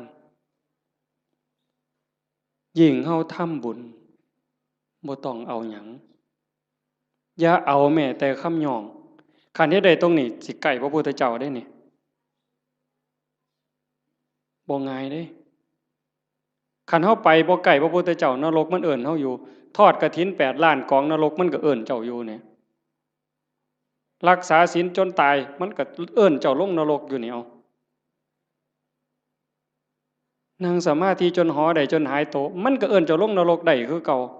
แต่คันเจ้าเห็นจิตในจิตเข้าใจเจ้าของหูจักละหูจักว่างเห็นกับกิเลสมันกระซิบเจ้าหูจักหนามันแล้วก็ยันหน้าผากมันออกนั่นเจ้าสิเข้าใจ แล้วก็ฝึกละฝึกว่างตัวนี้คือบ่ให้ปุ๋ยมันเลยบ่ให้อัตตาบ่ให้ตัวตนบ่ให้ม่านมันได้ช่องจังสั่นเฮาเฮ็ดหยังทำทานทำหยังบ่ต้องมีสื่อมีเสียงดีที่สุดตัวนี้มันสิยกเจ้าขึ้นไปสู่อริยมรรคไปเลยสู่อริยมรรคอริยผลแต่ขันยังยากน้ำสื่อน้ำเสียงอยู่นี่ว้ายว่าออกบุญกฐินเด้อว่าตามสมควรหรือตามกำลังก็แล้วแต่ออกมาออกแล้วไปนั่งอยู่เฮือนเงี่ยงหูหน่อยฟังย่ำไอ้กำนันสิอ่านสื่อกูหนอตอนกำนันอ่านสื่อเจ้าของล่ะไปฆ่าอาบน้ำบ่ได้ยินออกมาแต่อาบน้ำโอ้เศร้าอ่านอีก2 คนเมิดเว้ยบ่มีสื่อกูว่ะไทไหนมาหอดกำนันคือบ่อ่านในข่อยแน่ล่ะเพิ่นว่าตายได้นั่นน่ะขาดทุนโยมสุบินนี่ไปออกวิทยุคือกันแล้วคือบ่มีซื้อข่อยเนี่ยละย้ายเพิ่นสิว่าจักมื้อนึงบ่ได้โยมขาดทุนตอนนั้นเด้อตอนนั้นขาดทุนเฮ็ดแล้วล่ะก็ปล่อยไว้ลองเบิ่งเพิ่นสิอ่านก็เรื่องของเพิ่นบ่อ่านก็เรื่องของเพิ่นแต่กิเลสมันก็มักย่องเด้นี่คันได้ถูกอ่านซื่อจักหน่อยแล้วโอ้ยหน้าใครอึ้งลึงกันรถเข้าเฮือนก็บ่ได้มันคาประตูมันใหญ่หลายฝึกใหม่มันก็สิเป็นเสียดายอยู่ดอกกันเพิ่นย่องแล้วส่งมีแห้งแต่ขันดูเขาเฮ็ดแล้วก็แล้วไปเฮ็ดแล้วก็แล้วไปหน่อยก็ตามหลายก็ตามเฮ็ดด้วยใจด้วยความศรัทธาจริงๆอุบายของการให้ท่านเป็นอุบายเอาชนะความเห็นแก่ตัวเอาชนะความขี้ทีเท่านั้นเด้เรื่องสวรรค์น่ะเป็นแนวล่อซื่อๆเด้พุทธศาสนาแท้ๆนั่นการให้ท่านเป็นอุบายเอาชนะความขี้ทีเอาชนะความเห็นแก่ตัวขันเฮาสละได้นั่นมันเป็นจาคะขันเฮาอยากได้ซื่ออยากให้เขาย่องอยากมีซื่อติดน้ำนั่นน้ำนี่อันนั่นมันเพียงแค่ให้ทานยาย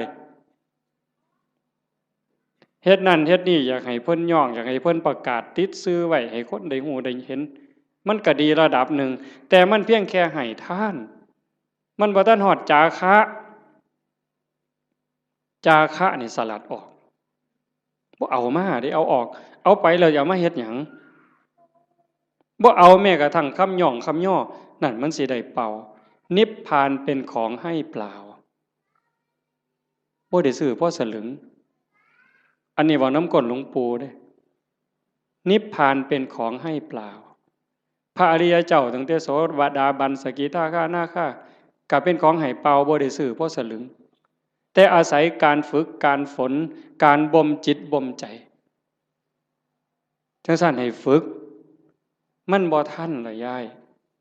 เคยมีคนไปถามพระพุทธเจ้านี่แล้วว่าแก่แล้วเฒ่าแล้ว120 ปีบ่2เฒ่าอันเคยได้ยินตัว2เฒ่านั้น120 ปีหัวสั่นงอกไปกราบพระพุทธเจ้าโอ้ยตะกี้มั่วประมาทหลายว่าซั่นตอนนี้เฒ่าแล้วจักสิตายมื้อใดเฮ็ดจังไดจังสิได้บุญหลายว่าซั่นมันจังสิได้ทัน120 ปีเนาะมันสิเลยจักมื้อเจ้าว่าบ่ทันได้เฮ็ดบุญจักหน่อยหรือเฮ็ดจังไดมันจังสิทันมันจังสิได้หลายที่สุดพระพุทธเจ้าว่านั่งอยู่ซื่อๆบ่ต้องไปเฮ็ดหยังดอกคันจะไปทอดกฐินทอดผ้าป่าก็บ่ทันหมู่ดอกเธอจะไปหาผ้ากฐินนั่นตายซ้ำบ่ได้ทอดดอกสิไปหุงข้าวใส่บาตรที่บ่ดีดังไฟบ่ทันแล้วตายแล้วเจ้านั่งเบิ่งลมหายใจหันไปหายใจเข้าหายใจออกเข้าก็ปล่อยออกก็ปล่อยบ่มีผู้ใดเสียดายนี่คือปล่อยว่างจาคะผู้ใดเสียดายลมหายใจเข้านี่แม่นไงโอ้ยจิมันกูเสียดายได้หายใจเข้ากูบ่ออกหัวมันดอกเอาทำแม่กันเสียดายอะไรหายใจเข้ามีแต่เอาอย่างเดียวหายใจเข้าเลยเจ้าบ่ต้องให้มันออกมาดอกเสียดายมันเอาเลยอนุญาตเดี๋ยวเจ้าสิฮู้ว่ามันสิเป็นหยังหายใจเข้ามันก็ต้องออกมาแล้วก็ต้องเข้าคือกันแต่บ่มีผู้ใดเสียดายบ่ติดยึดบ่ผูกยึดบ่ถือมั่นในลมหายใจเข้าหายใจออก การเป็นการอยู่ในชีวิตประจำวันก็คือทำดีนี่ต้องเฮ็ดละชั่วก็ต้องละชั่วทำดีสร้างบุญสร้างกุศลเฮ็ดไปซอยเหลือโลกซอยเหลือสังคมวัดว่าบ้านเมืองชุมชนที่เฮาอยู่เฮ็ดไปเถาะทำดีไปเถาะนั่นคือบุญนั่นคือพลัง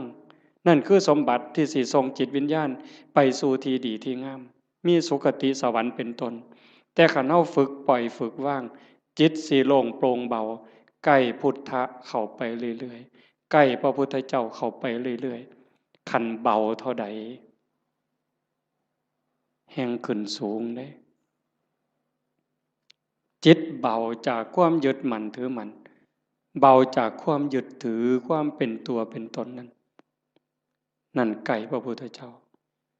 เพิ่นเว้าเป็นอุปมาว่าประตูพระนิพพานเฮาสิเข้าไปเมืองนิพพานได้จะต้องเฮ็ดโตน้อยๆความรู้สึกว่าเป็นตัวเป็นตนมันต้องน้อยอีหลีน้อยซ้ำใดน้อยซ้ำเพิ่นว่าผมเส้นหนึ่งนี่ผมเฮานี่เส้นหนึ่งนี่พาออกเป็น8ซีกกลับเมื่อนี่ไม่ออกก็ลองไปพาเบิ่งเด้อพาผมเฮาเส้นหนึ่งให้มันได้8ซีกพาทั้งยาวนี่ให้มันได้8ซีกผม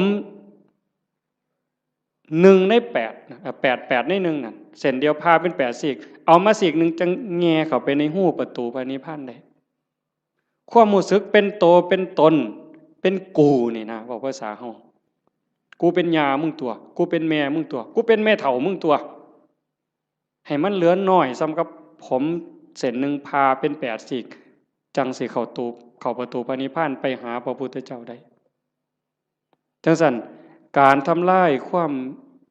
เห็นแก่ตัวแบบเอาของคนอื่นอันนั้นย้อนโลภย้อนโกรธพาน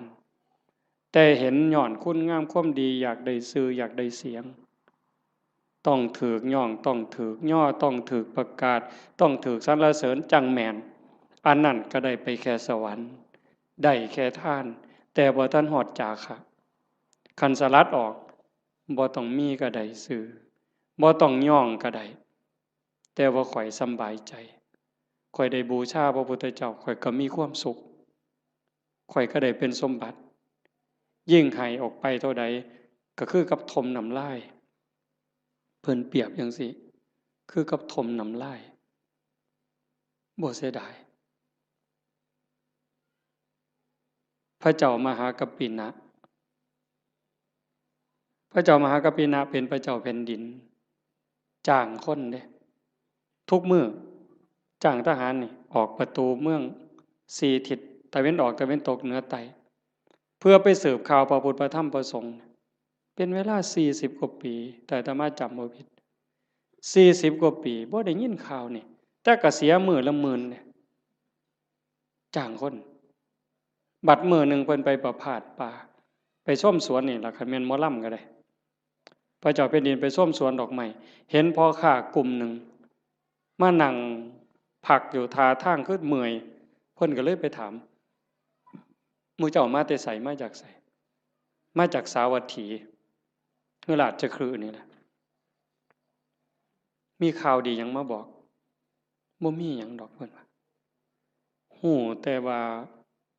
ตอนนี้พระพุทธเจ้าเกิดขึ้นแล้วสลบเลยฟื้นขึ้นมาไหมมีหยังอีกเนี่ยพระธรรมสลบฟื้นขึ้นมาอีก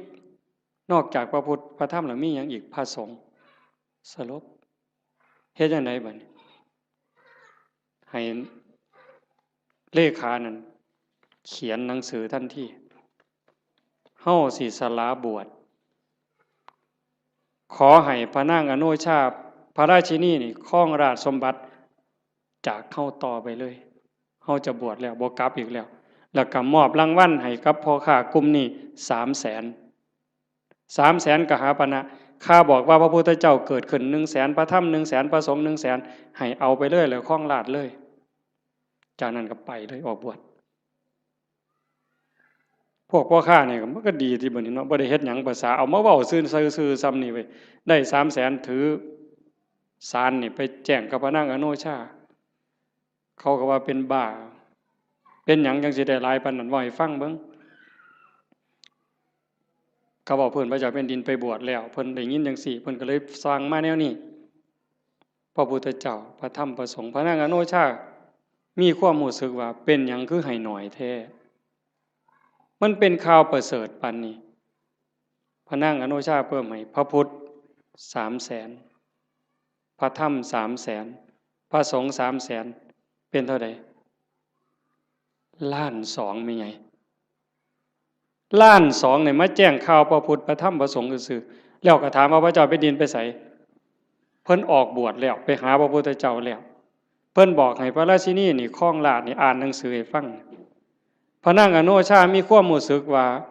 เรื่องอีหยังราชสมบัติทั้งหมดนี่คือกับน้ำลายที่พระเจ้ามหากัปปินะทมถิ่มลงกลางดินเรื่องหยังเขาจะไปดูดเอาน้ำลายมากินใครแม่นเฮาเนี่ยมันบ่เป็นแนวนั้นเด้ถ้าบุญบ่พอนั่นคือบุญเปิ้นพร้อมบุญพอแล้วเข้าใจในเงื่อนไขของชีวิตเข้าใจเงื่อนไขของวัฏสงสารแล้วความจริงของโลกของธรรมแล้วพระนางอโนมามีความรู้สึกว่าราชสมบัติอำนาจทั้งหมดคือกับน้ำลายที่พระเจ้ากับพระเจ้ามหากัปปินะทมถิ่มแล้วเรื่องหยังเฮาสิไปดูดมากืนกินเฮาก็สิบวชคือกันออกบวชคือกันตอนเพิ่นไปเฝ้าพระพุทธเจ้าเพิ่นบอกอัศจรรย์อัศจรรย์ไปพ่อแม่น้ำพระเจ้าแผ่นดินไปก่อนไปพ่อแม่น้ำบ่มีแพบ่มีเหือเฮ็ดจังได๋อ้างคุณพระพุทธเจ้าด้วยสัจจะที่ไปเฝ้าพระพุทธเจ้าออกบวชด้วยศรัทธานี่ขอให้สายน้ำนี่อย่าสะเป็นคือน้ำให้น้ำเป็นคือหินขี่ม้าเหยียบน้ำไปคือเหยียบหินนี่แก๊บแก๊บแก๊บแก๊บแก๊บแก๊บบ่เปียกบ่หยังเลยสายที่2คือกันสายที่3คือกันสายผ่านแม่น้ำ3สายไปได้มา1,000 คนมา1,000 ตัวคน1,000 คนพระนางอนุมาตามไปพวกผู้ชายไปก่อนได้ฟังธรรมก่อนบรรลุธรรมก่อนพระเจ้ามหากัปปินะพร้อมทั้งบริวารทหารนั่น1,000บรรลุธรรมพวกพระราชินีตามไปสาราราชสมบัติตามไปคือกันไปเจอน้ำกับคนฉลาดพระเจ้าแผ่นดินเพิ่นไปได้แนวใดบ่มีเรือบ่มีแพเพิ่นต้องอาศัยสัจจกิริยาจังซี่ตั้งใจตามไปได้คือกันสายที่2ก็ข้ามได้สายที่3ก็ข้ามได้พอไปฮอดพระพุทธเจ้าถามหาพวกพระเจ้าแผ่นดินนี่เห็นมาบ่พระพุทธเจ้าเพิ่นฮู้ว่าพระราชินีนี่มีศรัทธาบวชจริงแต่เมียทหารที่ตามมาอีก1,000 คนน่ะมันบ่ได้ศรัทธามาบวชเด้นำมาเอาผัวซื่อๆได้ซุ่มนั้นสินำมาเอาผัวหลบไปแต่พระราชินีนี่ตั้งใจบวชจริงพระพุทธเจ้าเพิ่นเลยว่าให้เห็นตอนนี้บ่ได้เพิ่นเลยบอกว่านั่งลงก่อนฟังธรรมก่อนหลังจากฟังธรรมแล้วหมู่เจ้าก็จะเห็นสามีเองดอกให้ใจเย็นๆพระพุทธเจ้าแสดงธรรมจบปั๊บเข้าใจบรรลุธรรมเป็นโสดาบันพวกผู้ชายได้ฟังรอบ2เป็นพระอรหันต์หมดความอยากได้ผัวลบไปมันหมดแล้วบวชเป็นภิกษุณีนำกันต่อพุ่นเด้จังสั่นเฮาสิเฮ็ดหยังทำหยังก็คือกันเด้อโยมเด้อลองทดสอบเบิ่งจากการท่าน5 บาท10 บาท100 บาทแสนบาทล้านบาทท่านแล้วเพิ่นย่องประกาศซื้อเขียนป้ายติดให้เฮาก็ได้มาแล้วหลายเทื่อหลายรอบบัดนี้ลองเบิ่งว่าเฮาลองบริจาคหน่อยก็ซังหลายก็ซังบ่ต้องเขียนชื่อก็ได้คันไว้ใจกันบ่ต้องเขียนก็ได้แล้วเบิ่งความรู้สึกมันสิเป็นอีกแนวหนึ่งมันสิเป็นอีกแบบหนึ่งรสชาติมันต่างกันลองเบิ่งแล้วบ่ลองบ่ฮู้บ่ให้ฟังก็เพราะปานนั้นมันต้องเฮ็ดด้วยตนเองมื้อนี้เว้ามาโดนพอสมควรบ่ได้เว้า 7-8 มื้อมันเลยสิเว้าหลายจักหน่อยแต่ว่าเสียงมันบ่คืน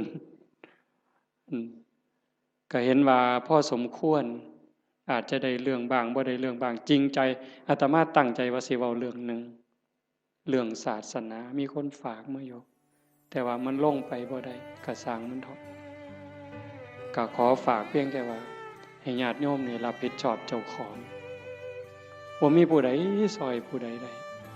บัดฮอดบัดสุดท้ายได้โยมบัดเฮานอนอยู่เทิงเตียงนอนติดสาดติดเสือจังสิเข้าใจตนแลเป็นที่พึ่งของตนอัตตาหิอัตโนนาโถจังสิเข้าใจตัวนั้นคันบ่จังสันบ่ท่านเข้าใจโยมแต่ว่าเฮายังโชคดีจักหน่อยว่าเฮาได้เข้าวัดได้ฟังธรรมได้ปฏิบัติธรรมฝึกตายดูๆบ่แม่นเว้าเล่นเด้ยามมื้อแลงไหว้พระนั่งสมาธิแล้วบัดนอนลงลองบอกว่านอนลงเทื่อนี้สิบ่ได้ลุกอีกแล้วเด้อตายแล้วล่ะบัดนี้บอกเจ้าของจังซี่แล้วก็ทำใจหามันแม่นอีหลีเลยนี่จังได๋สิเฮ็ดแนวใดเครียดให้ไผสั่งให้ไผอาฆาตไผติดหนี้ผู้ใดว่าง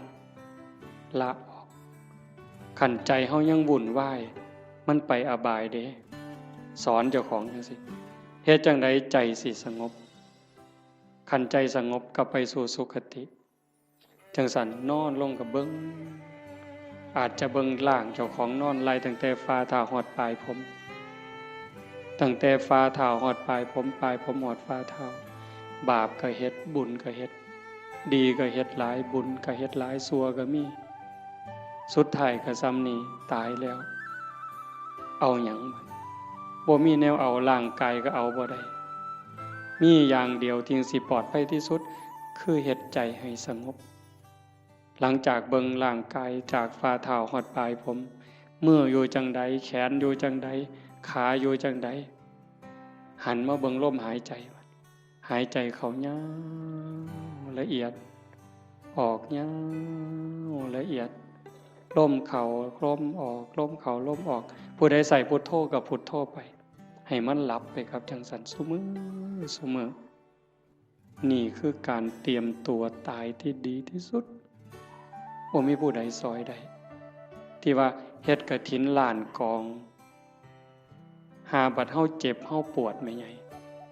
บัดใกล้สิตายมันเจ็บมันปวดทุรนทุรายมันบ่คิดฮอดกฐินนั่นดอกบ่คิดฮอดปิ่นโตบ่คิดฮอดบวชลูกบวชหลานซ้ำดีบ่ดีนิมิตขาเป็ดขาไก่ขากบขาเขียดมันมาหลอนเอาใจขาดปัดตอนกำลังทุบหัวกบใจขาดปัดไปเลยตกนรกท้วนเลยกฐินแสนกองท่าให้พ้นจากกบตัวนั้นก่อนแต่ขันเบิ่งจิตเบิ่งใจให้ดีเบิ่งลมให้ดีเฮ็ดจิตให้สงบให้มันเป็นนั่นล่ะบาปก็บ่เอาบุญก็บ่เกี่ยวละอย่างเดียวว่างอย่างเดียวบุญเนี่ยมันตามอยู่แล้วว่างอย่างเดียวจิตเป็นอิสระดีบ่ดีจากปุถุชนคนกิเลสหนายกไปสู่ความเป็นพระอริยเจ้าได้บ่พ้นสมัยเด้พระพุทธเจ้าเพิ่นบอกยืนยันว่าแม้ปัจจุบันพระอรหันต์ก็ยังเป็นได้ตราบใดที่พุทธบริษัทยังเป็นอยู่โดยชอบโลกนี้จะไม่ว่างจากพระอรหันต์โยมก็เป็นได้หมดทุกคนขออนุโมทนาสาธุกับญาติโยมทุกคนทุกท่านก็ขอรัตนาอ้างอิงอำนาจแห่งคุณพระศรีรัตนตรัยคุณของพระพุทธเจ้าพระธรรมพระสงฆ์และอำนาจแห่งบุญกุศลคุณงามความดีที่มีทั้งหมดทั้งมวลในสากลและจักรวาลจงหลอมรวมเป็นตบะเป็นเดชะเป็นพลวปัจจัยเอื้ออำนวยหนุนส่งให้ท่านทั้งหลายจงเป็นผู้แกล้วกล้าอาจหาญร่าเริงในการสร้างบุญสร้างกุศลสร้างคุณงามความดีให้ยิ่งขึ้นไป